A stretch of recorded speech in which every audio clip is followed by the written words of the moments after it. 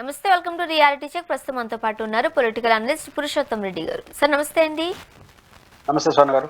Sir, ప్రస్తుతానికి విజయనగరంలో అచ్చెన్నాయుడు గారు చేసిన వ్యాఖ్యలు ఏపీ ప్రజలందరిలోనూ ఒక లాంటి కలవరానికి గురి చేస్తున్నాయంటూ మనం చూస్తూ ఉన్నాం. ముఖ్యంగా 6 గ్యారంటీలతో అధికారంలోకి వచ్చిన కూటమి ప్రభుత్వం ఈ 6 గ్యారంటీలు సంవత్సరం నిండిన లోపులోకే అమలు చేసేసింది. అన్నీ అమలైపోయాయి. ఒక్క మహిళలకు ఇచ్చే ఆ 1500 రూపాయలు తప్ప అన్నారు. అది సెకండ్ పాయింట్ మనం మాట్లాడదాం. ఫస్ట్ పాయింట్, నిజంగానే ఈ 6 గ్యారంటీలు అమలైపోయాయా ఏపీలో? మీరు ఆంధ్రప్రదేశ్లో ఉంటున్నారు కాబట్టి ఏం చెప్తారు? అంటే మొన్న చంద్రబాబు నాయుడు గారు 1 ఇయర్ పూర్తయిన సందర్భంగా అమ్మఒడి పథకాన్ని తల్లికి వందనం పేరుతో ఇచ్చే ప్రయత్నం చేశారు. దాన్ని లాంచ్ చేసే ప్రోగ్రాంలో అన్నమాట ఏంటంటే, త్వరలోనే ఆడబిడ్డ నిధికి సంబంధించి P4తో యాడ్ చేస్తున్నాం, P4తో అనుసంధానం చేసుకుంటున్నాం, నిరుద్యోగ వృత్తికి సంబంధించినంత వరకు స్కిల్ డెవలప్మెంట్తో అనుసంధానం చేస్తాం, త్వరలో కేంద్ర ప్రభుత్వం ఇచ్చేటప్పుడు రైతు భరోసాని వాళ్ళకి మ్యాచింగ్ గ్రాంట్ వేస్తాము, తద్వారా అన్ని హామీలు అమలైపోయినాయి, ఇంకెవరైనా మాట్లాడితే వాళ్ళకి 4 మందం అని అనుకోవాల్సి వస్తుందని చెప్పారు. అంటే ఇంకొక 3 పథకాలు అమలు చేస్తామని చెప్పారు. అమలు చేస్తాము అని చెప్తూ అయిపోయినాయని చెప్తున్నాడు. అమలు చేస్తాము అయిపోయాయి 2 చెప్తున్నాడు. ఇప్పుడు P4 ఉంది. P4కి ఆడబిడ్డ నిధికి సంబంధం లేదు. ఆడబిడ్డ నిధి అంటే ఏంటి? P4 పథకం యొక్క కాన్సెప్ట్ ఏంటి? పేదలు ధనికుల యొక్క సహకారంతో వాళ్ళు కూడా పేదరికాన్ని అధిగమించడం. ఇది P4 కాన్సెప్ట్. కానీ ఇక్కడ ఆడబిడ్డ నిధి ఏంటి? పేద, ధనిక, మధ్యతరగతి కాదు. మీ ఉద్దేశం తెలుగుదేశం పార్టీ ఎన్నికల హామీ ప్రకారం ప్రతి ఇంటిలో 18 సంవత్సరాలు నిండిన ప్రతి ఆడబిడ్డకు, అక్కడి నుంచి 50 సంవత్సరాలు వచ్చే ఆడబిడ్డకు, ఎంతమంది ఆడబిడ్డలు అంటే కాటే పాత వీడియోని ఒకసారి చూడండి. ఒకరుంటే 1500, ఇద్దరుంటే 3000, నలుగురుంటే 4500, 6000 ఇట్లా చెప్పుకుంటూ వచ్చారు చంద్రబాబు గారు. ఇక్కడ పేదరికం సమస్య కాదు, వయసు సమస్య. 18 సంవత్సరాలు నిన్న ప్రతి ఆడబిడ్డకు మళ్ళీ 50 ఏళ్ళ నుంచి ప్రతి మహిళకు పెన్షన్ వచ్చేస్తుంది. ఆ రకంగా మహిళలకు ఉపయోగపడతాం అనేది మీ కాన్సెప్ట్. P4కి సంబంధం ఏముంది? P4 ధనికులు కొంతమంది దత్తత తీసుకోవడం, పేదలు పేదలు దత్తత తీసుకోవడానికి ప్రతి ఆడబిడ్డకు 1500 ఇవ్వడానికి ఏమైనా సంబంధం ఉందా? పైపించి ప్రతి ఆడబిడ్డకు 1500 వాళ్ళు ఇస్తారా? వాళ్ళు అటీరు కదా. ధనికులు పేదరికలను సపోర్ట్ చేస్తారు. కాబట్టి P4కు అనుసంధానం చేయడం ద్వారా ఆడబిడ్డ నిధికి మంగళం పలికారు.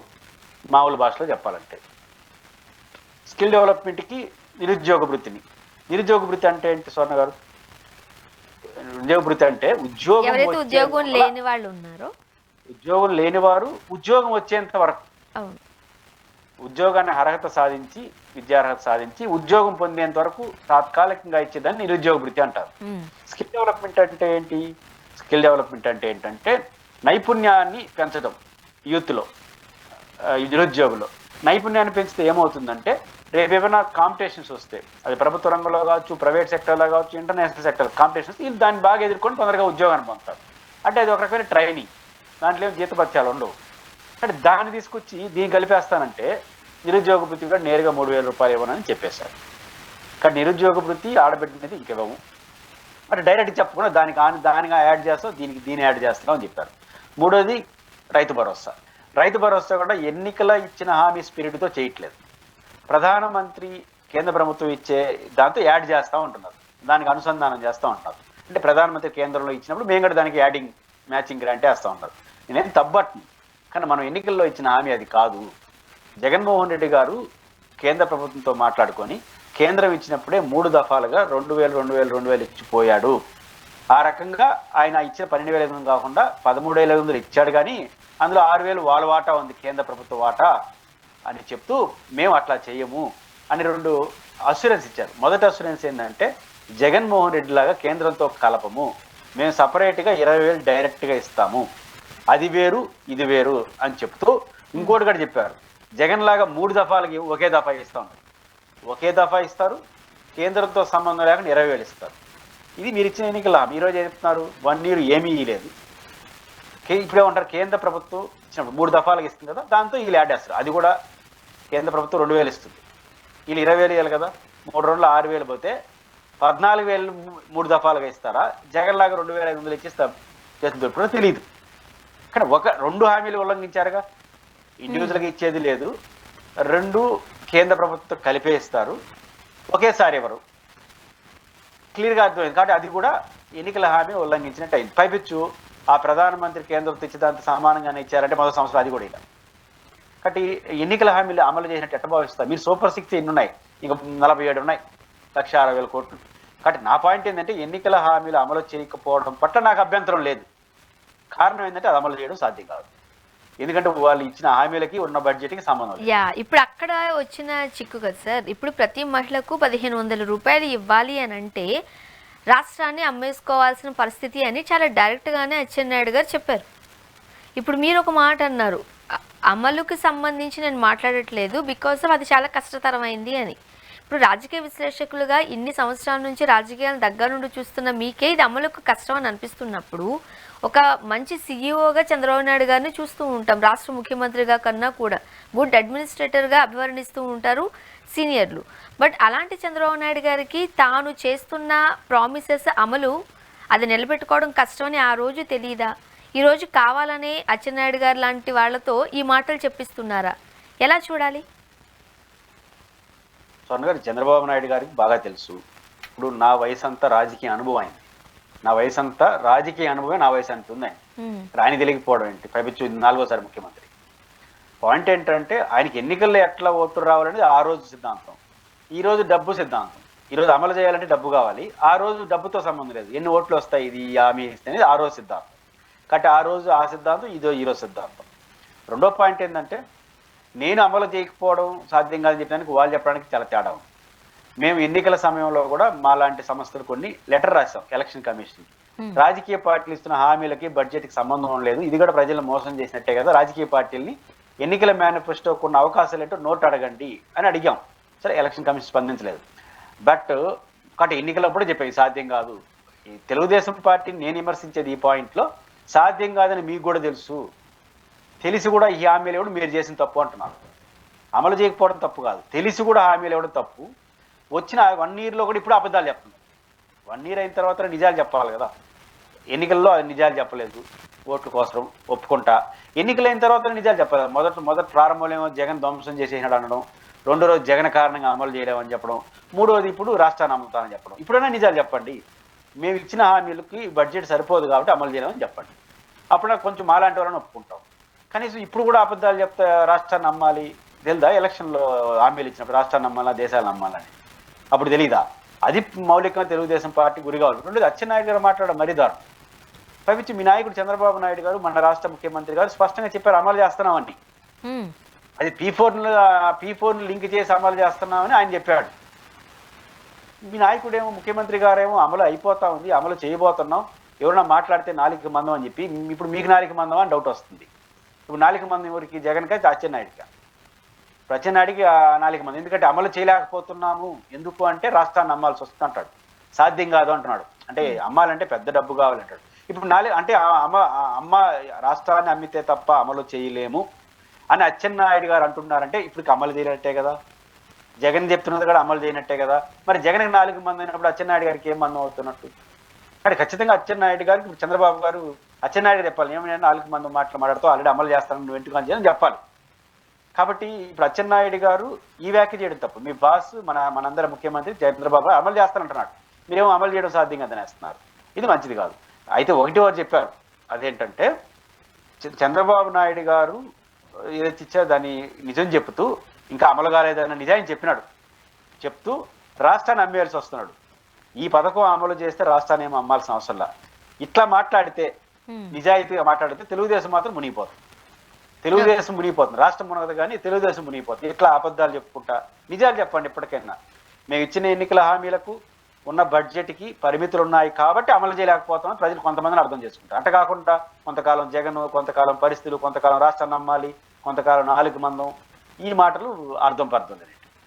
అండ్ మరోపక్క గ్రామీణ ప్రాంతాలలో ఈ సమగ్ర మంచినీటి సరఫరాకి సంబంధించి జలజీవన కార్పొరేషన్కు ఒక 10,000 కోట్లు అప్పు తెచ్చేందుకు ప్రభుత్వం సిద్ధమవుతుంది అంటూ ఒక వార్త దినపత్రికలో కూడా ప్రచురితమైంది, చూసాం. ఏం చెప్తారు? మళ్ళీ ఈ అప్పు ఏంటి? ఇప్పుడు ఆంధ్రప్రదేశ్ ప్రభుత్వం ఏ కొత్త పథకాన్ని ప్రవేశపెట్టినా దాన్ని అప్పుతో ముడిపడుతుంది. ఆ అప్పు ప్రభావం ప్రజల మీద భారంగా మారుతుంది. ఇది జనరల్ కాన్సెప్ట్. అంటే ఆంధ్రప్రదేశ్ ప్రభుత్వం కొత్తగా ఒక పథకాన్ని ప్రారంభిస్తుంది అంటే అది అప్పుతో ముడిపడే ఉంటుందని మనం అర్థం చేసుకోవాలి. వన్స్ అప్పు షరతులు ఉంటాయి, ఆ అప్పు ఆ పథకానికే భారంగా మారుతుంది అనేది కూడా ఒక వాస్తవం. ఇక్కడ ఏంటి, మంచినీటి ఎందుకు వస్తుంది? ఇది మీరు చూశారు, మొన్న బనకచర్ల ప్రాజెక్ట్ ఏదైతే గోదావరి బనకచర్ల అది కూడా అప్పే. అదేమి కేంద్ర ప్రభుత్వం బడ్జెట్ కట్టాలి, అది కూడా అప్పు తీసుకొచ్చాయి. ఈ ప్రాజెక్ట్ ఉంది, ఇంత లైన్ ఉంది, ఇక్కడ ఏర్పాట్లు ఉన్నాయి, సోలారు రకరకాల పేర్లు పెట్టి దాని మీద పన్నులు వేసుకోవడం కోసం, దాన్ని చేయడం కోసం ప్రయత్నం. కాబట్టి ఇప్పుడు మంచినీటి గ్రామీణ వాతావరణ మంచినీటి తీసుకొచ్చే తీసుకొస్తున్న క్రమంలో ప్రైవేట్ ఎవరు ఇస్తారు అప్పు?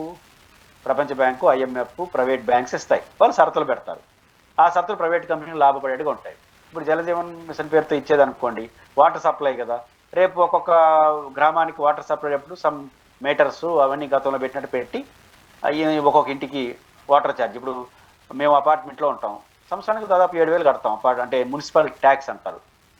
ఆ వాటర్ ట్యాక్స్ ఇంకొక 50 రూపాయలు వేస్తే 7,500 అయిపోతుంది. మనకు తెలియదు ఆ ప్రాజెక్ట్ కట్టామని.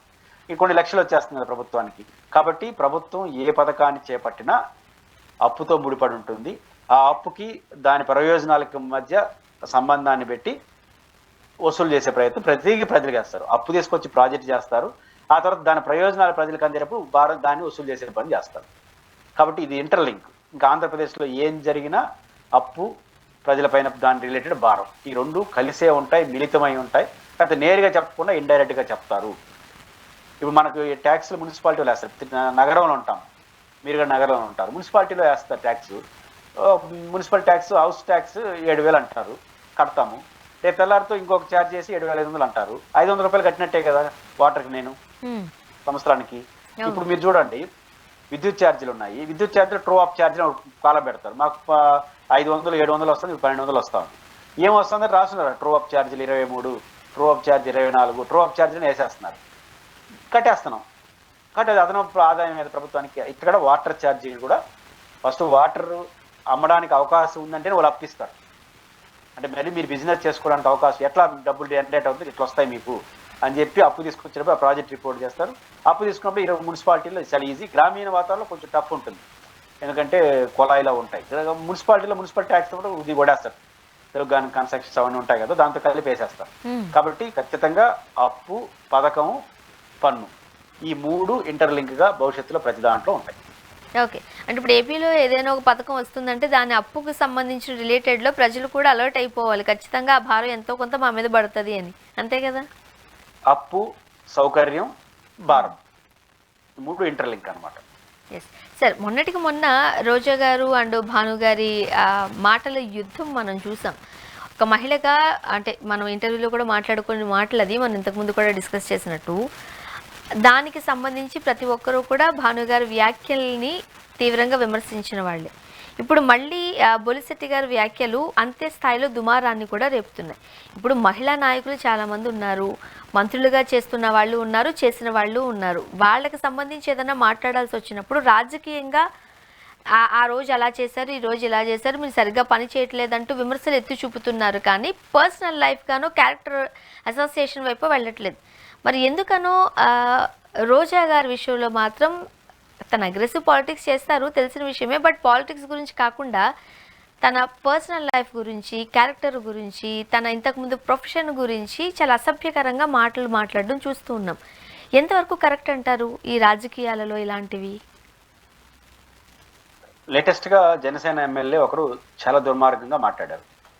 దానికి ఆయన సమర్థనీయం ఏంటంటే, ఆయన సమర్థించుకుని తప్పుడు ప్రచారాన్ని నమ్మాడు. ఆయన నమ్మాడు, ఆయన తెలుసు కాదు. ఒక తప్పుడు ప్రచారం రోజా మీద జరుగుతుంది. ఆ రోజా గారి మీద జరుగుతున్న తప్పుడు ప్రచారాన్ని ఆయన నమ్మి రోజా మీద ఇంకా పరుష పదజాలను వాడాడు. తప్పుడు ప్రచారం, దాన్ని నమ్మి ఆయన మాట్లాడాడు. రోజా గారికి వ్యతిరేకంగా ఒక వ్యూహాత్మకమైన కుట్రకోణం దాగుంది. ఏంటంటే చాలా మంది ఏమనుకున్నారంటే, తెలియని వాళ్ళు, భాను గారు రోజా గారిని వ్యక్తిగత జీవితాన్ని ఆపాదిస్తే చాలా తీవ్రమైన పదాలు వాడారు, అది తప్పే. కానీ రోజా కూడా గాల్లో గెలిచిన గాల్లో అంటూ తిడతా ఉంది. కాబట్టి ఆమె అట్లా అన్నాడు కాబట్టి ఆయన అట్లా అన్నాడు, కాబట్టి ఈమెది తప్పే, ఆయనది ఘోరమైన తప్పు అని ఫస్ట్ మ్యాచ్ చేసే ప్రయత్నం చేశారు. అంటే ఈమె అనింది కాబట్టి ఆయన అన్నాడు, కాకపోతే ఆయన అనింది పరుష పదజాలం కాబట్టి అభ్యంతరకరం. అది కూడా దాంట్లో కూడా ఒక తప్పుడు ప్రచారం ఉంది. ఆ తర్వాత Okay. ఇప్పుడు ఏంటి, ఇంత గోల జరిగిన తర్వాత జర్నలిస్టుగా మీరు మనం అందరూ కలిసి భాను గారిని తప్పుపట్టాం, ప్రసన్న కుమార్ రెడ్డి లాగా ఆయన మీద కేసు పెట్టమన్నాం. Hmm. తర్వాత ఏమైంది, మళ్ళీ కొత్త వీడియో ఒకటి వచ్చింది, మళ్ళీ ఆమె గాల్లో గెలిచిన గాలి నాయలు అన్నట్టు ఏదో మాట్లాడినట్టుగా మళ్ళీ వచ్చింది. అంటే నిన్నే కదా ఈమె ఏడ్చింది, బాధపడింది, మళ్ళీ అదే మాట్లాడుతుంది, ఈమెమి లీడర్ అని ఆయన తిడుతున్నాడు. ఇక్కడ కుట్ర ఉంది. ఆ కుట్ర ఏంటంటే మన ద్వారా చెప్పదలుచుకుంది, ఫస్ట్ రోజా గారు స్పందించలేదు. ఫస్ట్ మన భాను గారు వారి తండ్రి విగ్రహాన్ని ఆవిష్కరిస్తూ అత్యంత పరుష పదజాలను వాడారు. అంతకుముందు కూడా వాడారు. అంటే రోజా గారు ఆరోపణలు సమాధానం చెప్పరు. రోజా గారు తప్పుడు ఆరోపణలు చేస్తానంటారు. ఏంటి ఆరోపణ అంటే అవినీతి ఆరోపణలు అని. తప్పని చెప్పండి, లేకపోతే ఆమె మీద కౌంటర్ ఆరోపణలు చేయండి. వ్యక్తిగత జీవితానికి ఎందుకు వెళ్తారు అంటే ఆ ఆరోపణలకి నీ సమాధానం లేవు కాబట్టి పరుష పదజాలం వాడితే భయపడుతుందని చెప్పండి. ఆ తర్వాత ఆమె మాట్లాడింది, ఏది గాల్లో గెలిచిన గాలోలు కూడా నా గురించి మాట్లాడుతుంది. ఏ మాటలు, 2000 రూపాయలకి ఏ పనైనా చేస్తుంది, తర్వాత వ్యాంప్ క్యారెక్టర్కి ఎక్కువ అని దుర్మార్గంగా మాట్లాడిన తర్వాత గాల్లో గెలిచిన వాళ్ళు కూడా నన్ను నా గురించి మాట్లాడుతున్నారు అని ఆమె. గాల్లో గెలిచిన వాళ్ళు కూడా అనే పదం పక్కన పెడితే ఆమె భావేదన కరెక్ట్ కదా. 2 తర్వాత ఇప్పుడు కొత్తగా కుట్ర ఏంటో తెలుసా, కొన్ని మీడియా సమస్యలు, దురదృష్టవేత కొన్ని మీడియా సమస్యలు చేసినాయి. అదేంటంటే గతంలో మాట్లాడారు కదా వీడియో రోజా గారిది, దాన్ని మళ్ళీ కట్ చేసి మళ్ళీ నిన్న వదిలినారు. అంటే నిన్న లేటెస్ట్గా మాట్లాడినట్టు.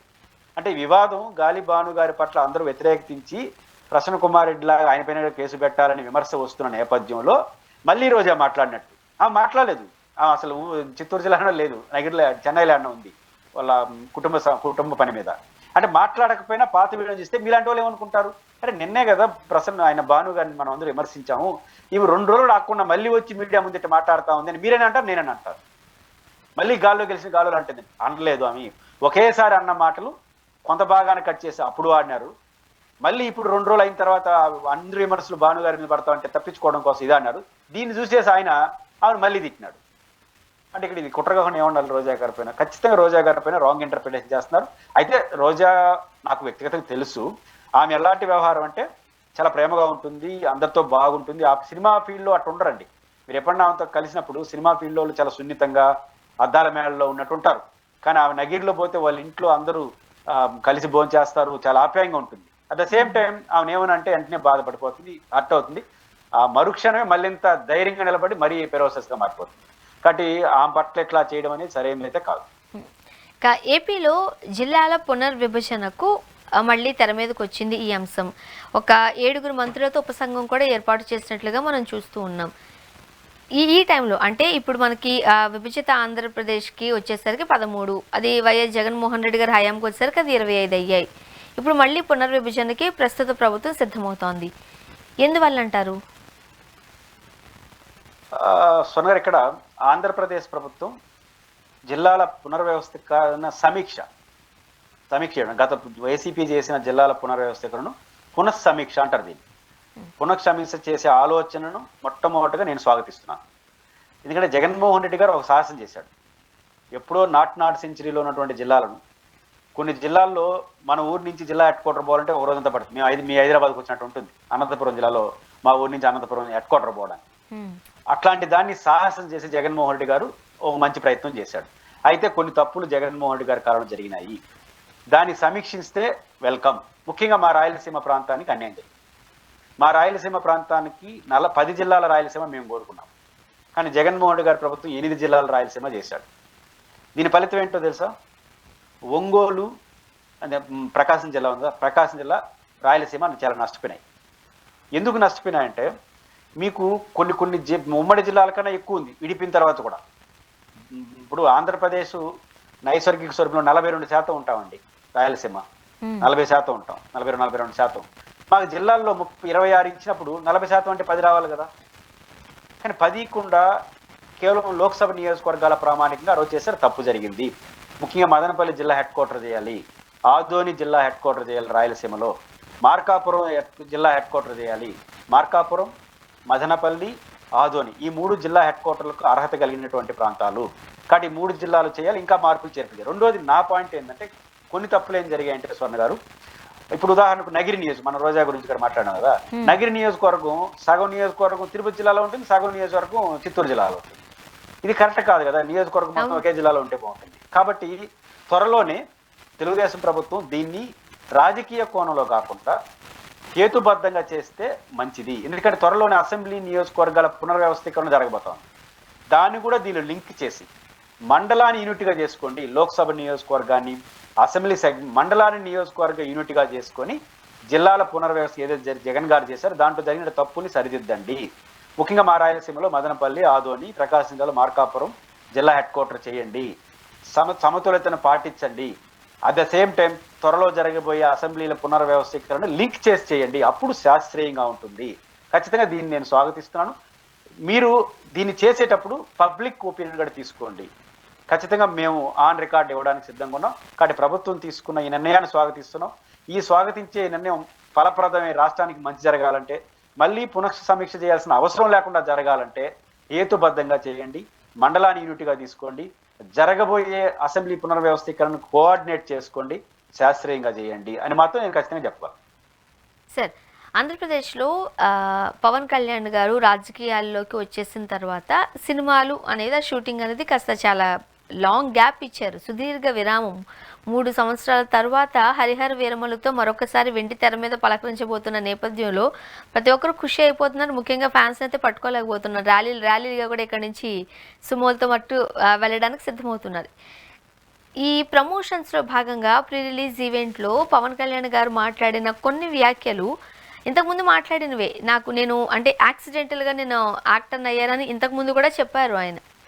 అండ్ ఇప్పుడు మరి ఇంకొకసారి చెప్పారు, నేను ఈ రెండింటిని కంపేర్ చేసుకుంటే నేను సినిమాల కన్నా కూడా రాజకీయాలలోనే కాస్త కంఫర్ట్గా ఉన్నట్టు నాకు అనిపిస్తోంది, నా ఫస్ట్ ప్రియారిటీ కూడా సినిమాలకే అన్నారు. ఏమంటారు మీరు? ఆయన 10-15 ఏళ్ళుగా రాజకీయాల్లో ఉన్నారు. కొన్ని సందర్భాలు ఏమంటారు, నేను సినిమాలు ఎందుకు తీస్తున్నానంటే మీలాగా అక్రమ సంపాదన నాకు లేవు కాబట్టి పార్టీని నడుపుకోవడం కోసం సినిమాలు అన్నారు. మరి ఇప్పుడు నడుపుకోవడానికి డబ్బులు ఉన్నాయో వచ్చేసాయో నాకు తెలియదు. కానీ ఏదైనప్పటికీ కూడా రాజకీయాల్లో పూర్తి టైం ఉండడం అనేది మంచిదే, ఆయనకి మంచిదే, రాష్ట్రానికి మంచిదే. అయితే ఆయన ఎంతవరకు నిలబడతాడు దాంట్లో? ప్రజలు కూడా ఇంకా సినిమా హీరోగా పవన్ కళ్యాణ్ గారిని యాక్సెప్ట్ చేయరండి. పొలిటీషియన్ కమ్ డిప్యూటీ సీఎం అయిపోయిన తర్వాత ఇంకా డిప్యూటీ సీఎంగా పొలిటీషియన్గా ఆయన్ని చూస్తారు. వాళ్ళు అభిమానించే వాళ్ళు మళ్ళీ ముఖ్యమంత్రి ఏమన్నా కావాలని కోరుకుంటారు తప్ప మళ్ళీ హీరో కావాలని కోరుకోరు. కాబట్టి ఆయన ఏమనుకుంటాడు తెలియదు కానీ ఆయన అభిమానులు మాత్రం పూర్తి స్థాయి రాజకీయ నాయకుడిగా తయారై భవిష్యత్తులో ముఖ్యమంత్రి అట్లాంటి సీట్లో కూర్చోవాలని వాళ్ళు ఆశిస్తున్నారు. కానీ మీరు దానికి అడ్రస్ చేయాలి. కాబట్టి రెండోది ఆ సినిమాకి సంబంధించిన ఫంక్షన్లో ఆయన చేసిన వ్యాఖ్యల్లో ఖచ్చితంగా ఆ రోజు చెప్పిన దానికి ఈ రోజు చెప్పిన దానికి ఏమీ సంబంధం ఉండదు. గతంలో ఒక స్ట్రీమ్ లైన్ చేయడం కోసం జగన్ గారు అయితే మీరెవరు సినిమా ఫంక్షన్ జోక్యం చేసుకోవడానికి అని ఆ రోజు బీరాలు పలికారు. ఈ రోజు మమ్మల్ని అడగరా, సినిమా వాళ్ళు మా దగ్గర రారా అని మీరే మాట్లాడతారు. అంటే జగన్ ఉన్నప్పుడు రావడం తప్పు, మీరు ఉన్నప్పుడు రాకపోతే తప్పు. ఇది ఎక్కడ న్యాయం? కాబట్టి పవన్ కళ్యాణ్ గారు ఈ డ్యూయల్ రోల్ ఆపేసి ఖచ్చితంగా ఆయన సినిమా విజయవంతం కావాలని ఆశిద్దాం. బట్ సుదీర్ఘ కాలం ఉంది, ఇంకా భవిష్యత్తులో సినిమా చేస్తారని తెలియదు కాబట్టి ఎవరికైనా విగరస్గా వాళ్ళ అభిమానులు చూడాలని కోరుకుంటారు. బట్ ఆయన ఈ సినిమా ఫంక్షన్లో చేసే వ్యాఖ్యలు కాకుండా నిజ జీవితంలో కూడా రాజకీయాలకు టాప్ ప్రయారిటీ ఇవ్వడం అంటే సినిమాలు ఆపడం కాదు, రోజువారీ జరిగే రాజకీయాల్లో యాక్టివ్గా ఉండాలి. రాజకీయాల్లో సినిమాలు తీయకుండా ఆపేసి హైదరాబాద్లో కూర్చుంటారంటే కూడా రాజకీయాలు చేసినట్టు కాదు కదా. కాబట్టి ఆయన సినిమాలో ఉన్న ఏదైతే బయట చెప్పాడో అదే మళ్ళీ చెప్తే బెటర్. ఇప్పుడు రాజకీయాలలో నిజాయితీ, నిబద్ధత, మాట మీద నిలబడే తత్వం ఉండాలి ప్రతి రాజకీయ నాయకుడికి అనేది పెద్దల నుంచి వింటున్న వ్యాఖ్యలు. కొంతమంది రాజకీయ నాయకులను కూడా ఆ రకంగా మనం చూస్తున్నాం కూడా. బట్ ఎందుకో ఫస్ట్ నుంచి పవన్ కళ్యాణ్ గారికి ఒక రకంగా చెప్పాలంటే అన్ఫార్చునేట్లీ ఆయన ఏది మాట్లాడినా ఆ మాట మీద కొన్ని నెలలు కొన్ని రోజులు ఉండేసరికి మాట మార్చుతున్న వైనాన్ని ఆయనంతటా ఆయనే ఒకసారి ప్రజల్లోకి కనబడుతుంది అని కూడా చెబుతూ ఉంటున్నారు. మొన్న ఏమన్నారు, ఖచ్చితంగా ప్రొడ్యూసర్లు డైరెక్టర్లతో కాదు, మేము డైరెక్ట్గా పెద్దవాళ్ళతోనే ఛాంబర్స్ వాళ్ళతోనే మాట్లాడతాము అని అన్నారు. సినిమా టికెట్ల రేట్లు పెరుగుదలకు సంబంధించి అలా జరగబోదు అన్నారు. ఇప్పుడు ఎవరితో వీళ్ళు మాట్లాడారు, ఏ ఛాంబర్ వాళ్ళు వెళ్ళారు, ఎలాంటి పెద్దలు కలిశారు, ఇదేమీ లేకుండానే సినిమా టికెట్ల ధరలు రాష్ట్రంలో పెరగడాన్ని కూడా మనం చూసాం. ఇది అసలు ఏం జరిగింది, అక్కడ ఏం జరిగి ఉండొచ్చు అంటారు రాత్రికి రాత్రి? పవన్ కళ్యాణ్ గారు రాజకీయాల్లో ఒక పాలసీ విషయంలో ఆయన స్థిరత్వం లేదు. ఆయనకి అత్యంత గందరగోళంగా ఉంటారు, విపరీతమైన హెచ్చు తగ్గులు ఉంటాయి ఆయన రాజకీయ ప్రస్థానం. మాట మీద నిలబడడం అనేది వేరే సంగతి, అది విమర్శ, రాజకీయ విమర్శ. కానీ మాట మీద మాటే ఉండదు అంటే ఆయన రాజకీయ ప్రస్థానం. ఒకే సందర్భంలో వామపక్షాలతో కలిసి నేను చేగువేరా అంటాడు, ఇప్పుడు బీజేపీతో కలిసిగా నేను సనాతన అంటాడు. సనాతనం కరెక్టా, చేగువేరా కరెక్టా, నేను జోలికి వెళ్ళదలుచుకోలేదు, కానీ ఈ రెండింటికి పడదని మాత్రం చెప్పదలుచుకున్నాను. సనాతనం కరెక్టా, చేగువేరా కరెక్టా నాకు సంబంధం లేదు, బట్ సనాతనానికి చేగువేరాకి పొంతన కుదరదు. కానీ రెండిట్లో ఇమిడిపోయిన ఆయన అక్కడ ఆవేశం వేసేసినాడు, సినిమాలో వేసినట్టు ఈ వేషం వేశారు. ఇది ఆయన స్థిరత్వం లోపించదు. మీరు ఏ వాదనను సమర్థించుకుంటారో మీ చాయిస్, బట్ మీరు ఒకదానికన్నా కట్టుబడి ఉండాలి కదా. క్వైట్ ఆపోజిట్తో సంవత్సరం లోపడే మార్చేశాడు. బీజేపీని తీవ్రంగా విమర్శించాడు, తెలుగుదేశాన్ని తీవ్రంగా విమర్శించాడు, మళ్ళీ వాళ్ళతో కలిసినాడు. జగన్మోహన్ రెడ్డి గారు బలంగా ఉన్నాడు కాబట్టి మేము వాళ్ళు కలిసామంటాడు. ఇవన్నీ చూసినప్పుడు జగన్ మన పవన్ కళ్యాణ్ గారికి రాజకీయాల్లో స్థిరత్వం కోల్పోతున్నాడు. ఇది చాలా ఇంపార్టెంట్. కానీ ఆయన స్థిరత్వం కోల్పోవడం వల్ల వచ్చే మౌలికమైన సమస్య ఏంటంటే ఇట్లాంటివి. అంత పెద్ద బ్రాడ్ విషయంలోనే స్థిరత్వం లేని వ్యక్తి సినిమా టికెట్లు విషయం ఉంటాడు. ఆ రోజు జగన్మోహన్ రెడ్డి గారు కంట్రోల్లో పెట్టాలి. ఎట్లా పడితే సినిమా థియేటర్లు బ్లాక్గా మారిపోయి పెద్ద పెద్ద సినిమా వాళ్ళేమో ఏంటి సినిమాలో ఇప్పుడు ఒక రకమైన బ్లాక్ మెయిలింగ్ సిస్టమ్ కదా. సినిమా ఫీల్డ్ 100 కోట్లు 1000 కోట్లు ఖర్చు పెట్టేస్తారు దేనికి, సినిమా ప్రొడ్యూషన్కి పెట్టేసి ఆ సినిమా ఎక్కువ రోజులు ఆడే పరిస్థితి ఏం లేదు, పైరసీ వచ్చేస్తా ఉంది. అందువల్ల షార్ట్ కట్ మెథడ్ ఏంటి, రాష్ట్రంలో ఉన్న 900 థియేటర్లు ఒకడే కొంటాడు. ఆ 900 థియేటర్లో ఈ సినిమా రిలీజ్ చేసేస్తాడు, బంబాట్ చేసి పారేస్తారు. ఇష్టం ఉన్న మీరు, ఇష్టం లేని నేను కూడా సినిమా చూడాలి ఆ సినిమాని. ఆ రకంగా 2 రోజుల్లో మొత్తం వచ్చిన డబ్బులు రాబట్టుకోవాలి. ఇది మాల్ ప్రాక్టీస్. ఆ క్రమంలో కొన్ని 100 సినిమాలు వాయిదా వేసుకోవాలి. ఆల్రెడీ రిలీజ్ అయిన సినిమా కూడా ఫెయిల్ అవ్వాలి. అంతే కదా. చిన్న చిన్న సినిమాలు ఏం కావాలి, ఇట్లాంటి ఒక మాస్ కల్చర్ దీన్ని కంట్రోల్ చేయాలని జగన్ గారు అనుకొని వైట్గా మార్చేస్తే ప్రభుత్వానికి కాదా వీళ్ళు కంట్రోల్లో ఉంటారు అని చెప్పి సినిమా టికెట్లను అన్ని ఆన్లైన్లో తీసుకొచ్చి ఒక ప్రయత్నం రైల్వే టికెట్ లాగా చేద్దాం అనుకుంటా అంటే మీరెవరు జోక్యం చేసుకోవడానికి, మా డబ్బు మా సినిమా. మరి ఇప్పుడు మాత్రం వాళ్ళు రాకపోతే రారా, ముఖ్యమంత్రిని కలవరా, నన్ను కలవరా, ఇప్పుడు మాత్రం డబ్బు వేరే అయిపోతుందా మీ సినిమా అయ్యేసరికి. కాబట్టి ఇది అసంబద్ధం. ఖచ్చితంగా జగన్మోహన్ రెడ్డి గారు రాజకీయం కోపం తర్వాత మాట్లాడారు, ఇది అది పోయింది కాబట్టి ఇది వాళ్ళకి అనుగుణంగా మాట్లాడుకుంటున్నారు. చూద్దాం సార్ ఏం జరగబోతుంది. థ్యాంక్ యూ సో మచ్ అండి, మీ అభిప్రాయాలు పంచుకున్నారు. థ్యాంక్ యూ వెరీ మచ్ అండి. ఇది వాళ్ళ రియాలిటీ చెక్. Stay tuned.